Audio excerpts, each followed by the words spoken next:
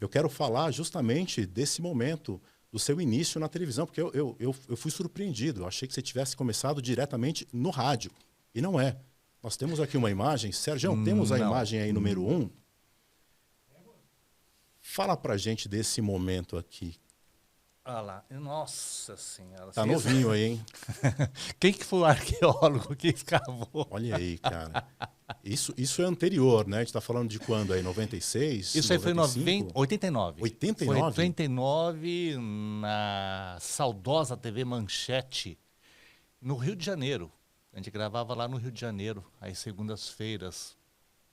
Pegava o Electra, não sei se você lembra. Não lembro. Tinha Aquelas hélices hélices ponte aérea com ainda. Electra. Nossa Senhora. Ia lá gravar lá o Cabaré do Barata, que era apresentado pelo Agildo Ribeiro. Saudoso Agildo Ribeiro. É. Baita programa, né?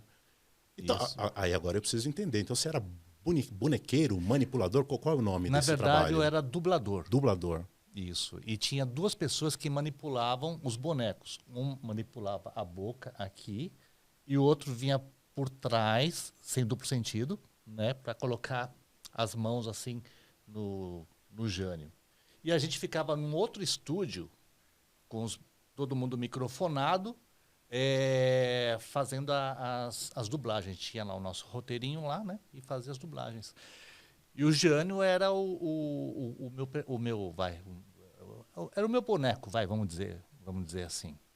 Trabalhoso, hein? Trabalhoso. Beba porque líquido, se fosse sólido, como ia. É muito boa essa imitação do Jânio Quadros, né? Saudoso ex-presidente. É um momento que eu acho bem interessante da sua história, né? Como é que se dá isso? Você faz... Você primeiro se forma ator, se forma publicitário. Como é que se dá esse encontro com esse tipo de trabalho? Na verdade, assim, foi tudo por acaso, né? Por acaso do destino, não sei se a gente pode chamar assim. Eu folheando a revista Veja, eu vejo lá um anúncio, precisa-se de imitadores. Aí mandei uma fita cassete na época, né? Peguei um TDK, que era o melhorzinho, e gravei e mandei lá para a produtora, que era o Jep Maia, dois grandes cartunistas. E aí fui um dos escolhidos. Foram mais de 100 fitas que chegaram lá. Eu fui um dos escolhidos para fazer uma das vozes do programa. Porque o antigo, o Perrone, que fazia o Jânio, ele saiu e eles precisavam de um outro dublador imitador também. Não era só dublar, tinha que saber também imitar. E eu, na época, já fazia algumas vozes, falei, vou tentar, vou mandar a fita lá. E super deu certo lá. E aí começou mesmo, assim, meu pontapé inicial mesmo foi a partir daí, tanto em rádio como em televisão.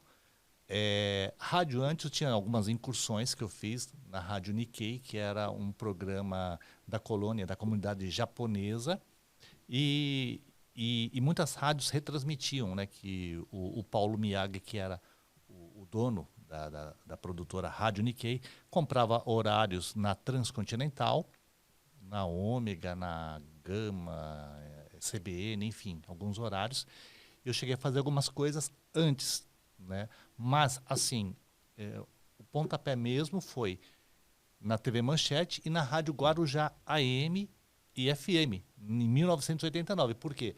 Um dos meus colegas que fazia a dublagem do Lula, na época, que era o Duduca, ele tinha um programa na Baixada Santista, na Guarujá FM, que era o Elvis Clovis Show. E ele me chamou lá para ajudar a produzir, para ajudar aí. Eu sempre gostei de rádio, né? Eu falei, caramba. Eu fui lá, de boa, sem ganhar nada, porque quem acha que a gente começa em rádio ganhando alguma coisa, esquece. E é super de boa e, assim, muito feliz, né? O programa era sábado, às 10 horas da noite, então ia até a rodoviária lá do Jabaquara, pegava lá o busão, descia na praça, no terminal e andava até a Praça da República. Tinha uma caminhadinha para chegar lá e fazer o programa. Assim, para mim, eu tenho assim algumas memórias assim que assim a gente não esquece, né? A primeira rádio. Não tem jeito. A gente não esquece, né? Sim. E foi assim o pontapé mesmo do humor em rádio, né? Hoje, se eu pego uma fita daquelas lá, eu nem sei onde está mais. Se eu ouço aquilo, me dá uma vergonha, porque assim, você fala, nossa, eu não acredito que eu fiz isso. E não era só isso, porque a gente colocava... Tinha o disco do Caceta e Planeta, não sei Sim, se você sim, lembra. lembro. Preto com um buraco no meio, era o nome. E a gente colocava lá. Dava 30 segundos, ligava o dono. Tira essa merda do ar! Vocês estão loucos, o que vocês estão fazendo com a minha rádio? E a gente tinha liberdade para fazer o que quiser. Então, a gente colocava lá o Bolachão e era uma das músicas que não dava para colocar. Era Mamonas Assassinas bem pior. Imagino, Na imagino. época. Mas assim, foi legal, porque assim, a gente tinha liberdade para criar, para fazer qualquer coisa. Eu lembro que Esse rádio era mais artesanal, menos engessado do que o formato que a gente tem hoje, menos empacotado? Como era? Na verdade, o nosso programa era mais livros. Os outros programas eram mais roteirizados. O nosso não, a gente fazia o que quiser. A gente tinha repórter que entrava ao vivo, que era o Luciano Faccioli. Aham. Ele entrava ao vivo, direto de um bar lá, e ele era o nosso correspondente. Então, ele era lá de Santos. E era tudo, era muito no improviso, que rádio também é improviso, né? Sim. Você tem que saber também improvisar. Por mais que você tenha um roteiro, você tem que passar para o ouvinte que você está improvisando. Você não está lendo uma pauta, que você não está... Você está batendo um papo com o ouvinte, né? Então, isso tem que ficar muito claro para quem é profissional, para quem está entrando nesse mercado ou quer entrar nesse mercado, né? Sim. O rádio é uma grande fábrica de sonhos e esses sonhos, esse sonho, o ouvinte, ele tem que... você tem que compartilhar isso com o ouvinte, essa fantasia, que hoje...